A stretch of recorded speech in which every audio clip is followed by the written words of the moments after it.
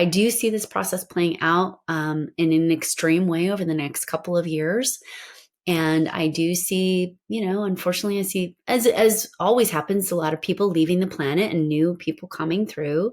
But I see a little more extreme way of that over the next few years. There's going to be some major hardships coming, but they're going to build us to be better as a society, as a whole. And there's going to be great miracles happening in the very, very near future. There may be an event not too far off in the future where, and this is what Jesus told me, all electrical things will fail completely. Now, when you think about electrical things, obviously that includes automobiles, computers, banking, government, police communication, cell phone, telephones. It'll be utter chaos. Yeah, for sure. Electrical grid does get compromised a couple times, actually, not just once. One of the times, though, it's such a drastic compromise to the grid that it takes years to get back up and running. And in fact, even years later, it's not up and running the way it had been prior to the event. It's the internet. The internet is I see the internet being destroyed. When I saw that the present, we're like at about as one of the maximas. It did seem to get a little higher, but then the population falls to the floor. And this next 2 years that we're currently in is going to be the catalyst for the healing and the growth and the evolution. I do see this taking some time for us to move through it. This is Beyond with Heather Tesch, where we examine near-death experiences and life itself, hopefully making this life a little better. Welcome, everybody. Today's episode is all about potential future events. The reason I'm sharing this information is there has been a lot of chatter in the near-death experience community of some big changes that society is undergoing or about to undergo. So I've heard a lot of this, and I feel it's important to share this information for you to do with it whatever you want. I am not telling you what to think. I'm not telling you what to believe. I don't even know what to make of all this information. But I am glad to hear it. It gives me something to consider, to ponder, but we all have to follow our own intuition on this. I do want to let you know, if you're not comfortable hearing negative things about the future, this may not be the episode for you. But for those of you that do want to stick around, I do think there are at least some valuable things for you to consider and see what feels right to you. Remember, the future is not set in stone. Keep that in mind as you listen. I see the modern American life completely changing in the next 10 years. I feel that there's a house of cards that's actively collapsing in front of our eyes. Absolutely. We're going through a massive shift on this planet. I cannot say exactly, but I feel there is going to be massive upset, chaos.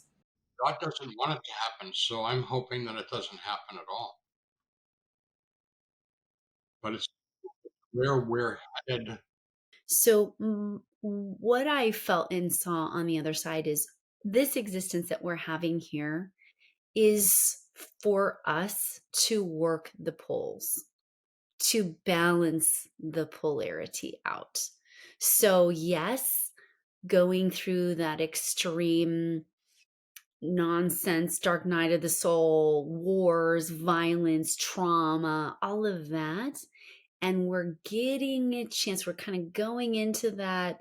I call these the sandwich years from 2020 to 2026. I've seen them be the biggest years, 2020, 2024 to 2026 being the most intense birth canal of us coming into the dark night of the soul collectively, hitting that moment where we have an understanding collectively that we cannot do life in this way any longer. We cannot treat one another this way any longer.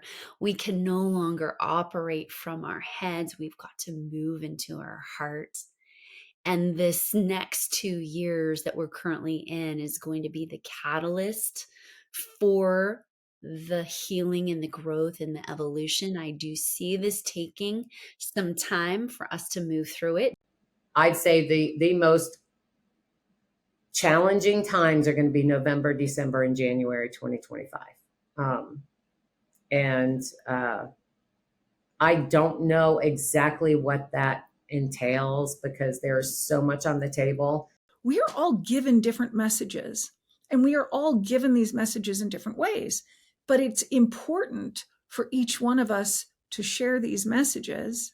But I know that that is what God said, is that importing, exporting is going to stop. He didn't say forever. I never felt like it was going to be permanent, but I did feel when he shared that with me that we need to be prepared for it and make adjustments in the interim.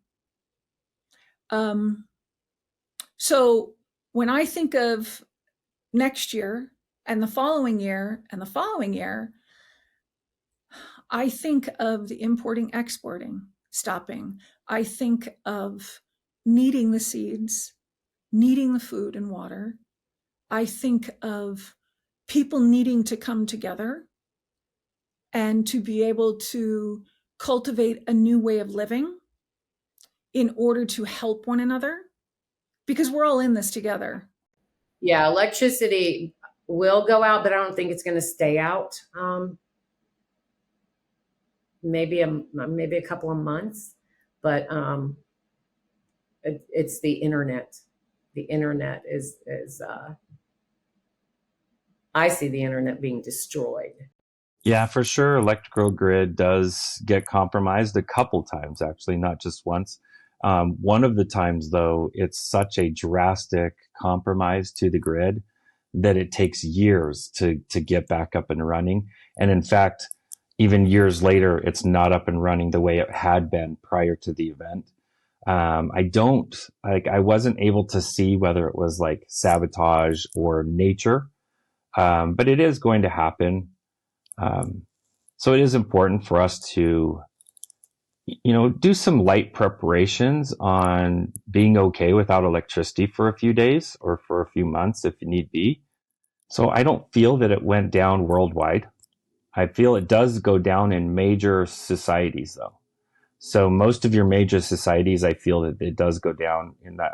I would include, United States, India, China, likely Russia, possibly parts of Africa. But I feel that there's little areas that are independently powered off of the grid. They feed into the grid, but they have like certain safety mechanisms that allow them to shut down that integration so that they can still run autonomously. And that there's certain portions of that they survive and they're okay. That there may be a day or two where they're down while they're doing that shutting off process, but yeah, it's going to be important for us to be ready for something like that. But possibly in the next 5 years or 10 years? Yeah, easily within the next 5 to 10 years. Yeah, it could happen tomorrow. I mean, it really could. There may be an event not too far off in the future where, and this is what Jesus told me, all electrical things will fail completely.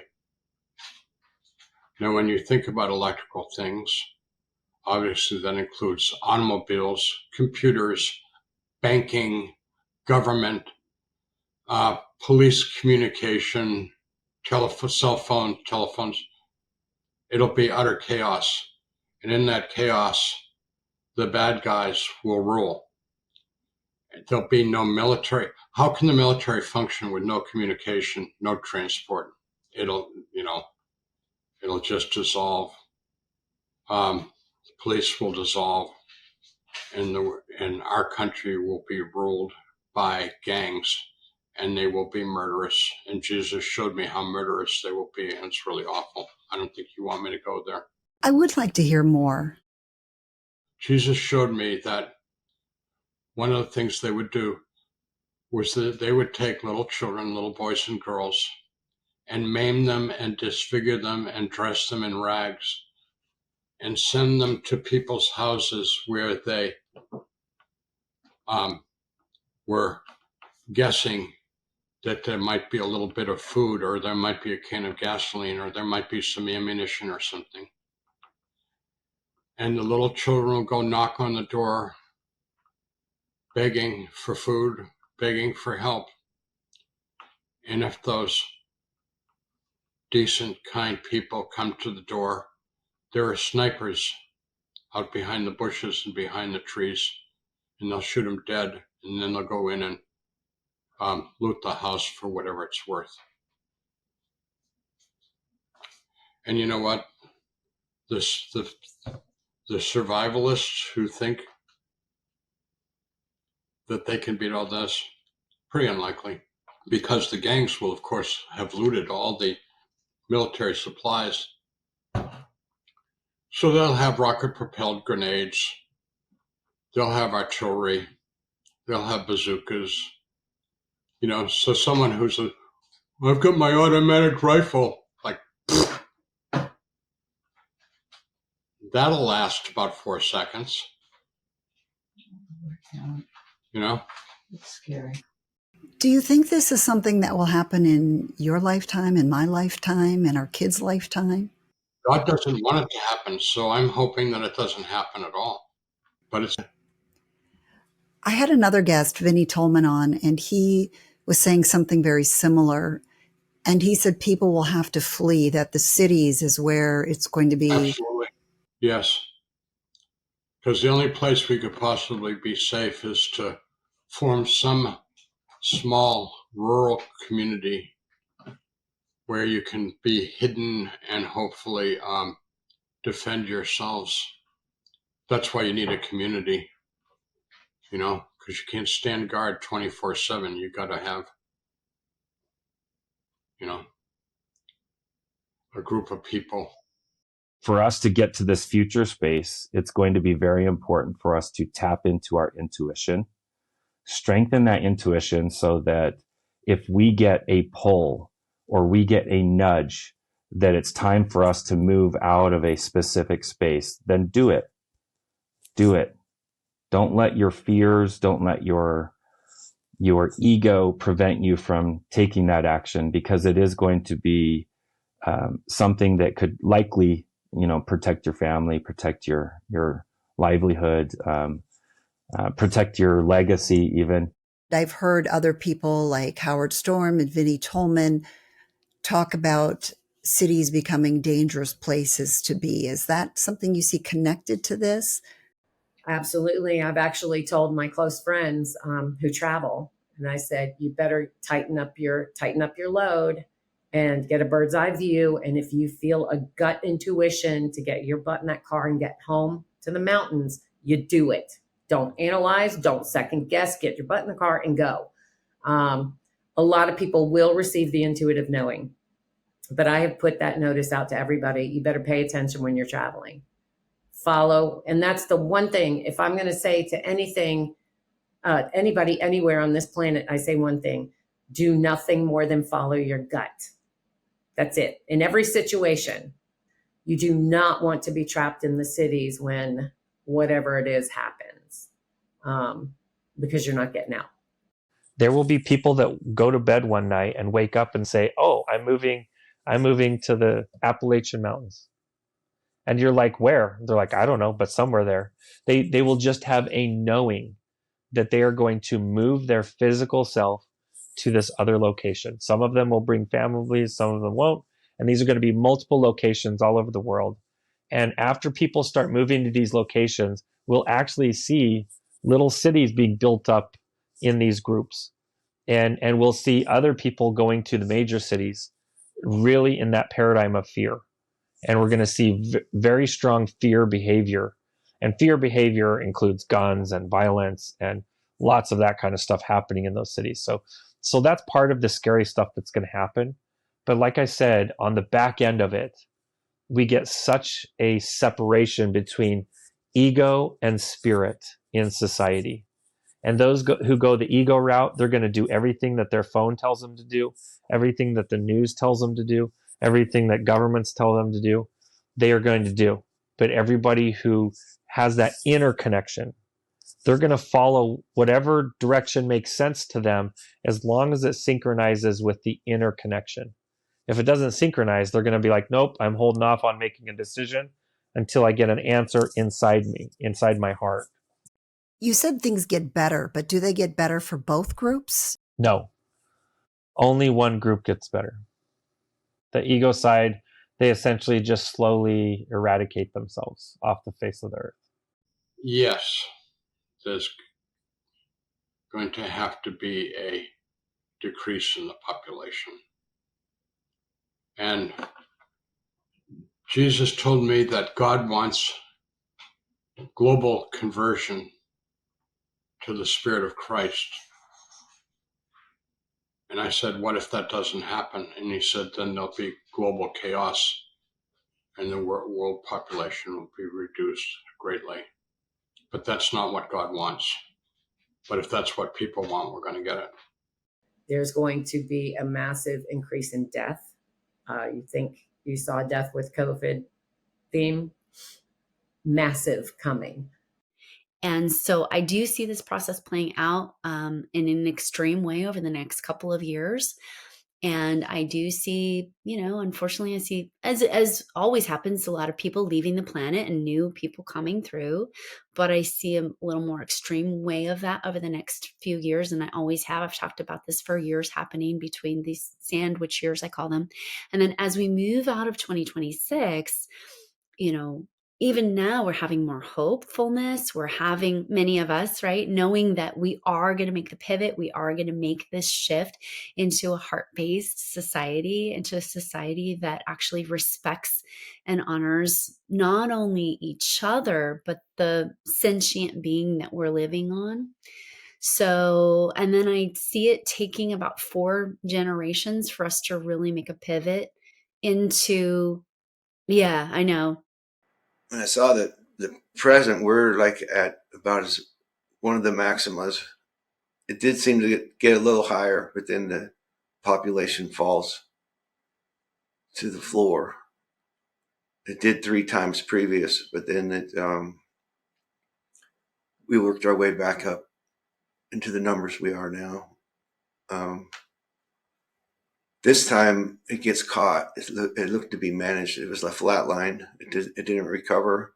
And it was interesting that you said our population is going to go up a little bit more, and then it's going to come down and it's going to flatline at a much lower population, and it stays there.